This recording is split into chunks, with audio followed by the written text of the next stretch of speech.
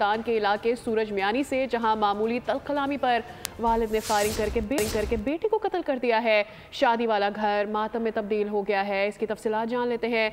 अभी आपको आगाह करें, मुल्तान के इलाके सूरज मियानी का यह वाक़या, जहां मामूली तलकलामी का वाक़या पेश आया और बताया जा रहा है कि वालिद ने अपने बेटे पर ही फायरिंग खोल दी और उसे कत्ल कर दिया। शादी वाला घर मातम में तब्दील हो गया है। मज़ीद जानते हैं ब्यूरो हेड ताहिर खान से। ताहिर, बताइएगा क्या डिटेल सामने आ रही है इस बारे में?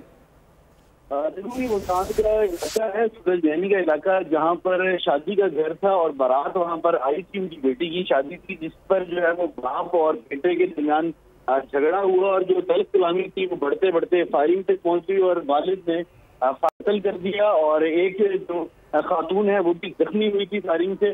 ताहम रेस्क्यू ने उसको तो मौके पर तबी इमदाद दी और उसको हॉस्पिटल मुंतकिल किया, जबकि जो बेटा है वो दम तोड़ चुका है। पुलिस मौके पर पहुंच चुकी है और तमाम तर जो कार्रवाई है वो की जा रही है।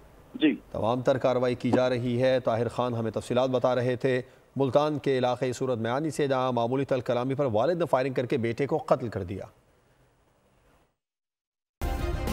सब्सक्राइब करें और बेल दबाएं ताकि कोई खबर रह न जाए।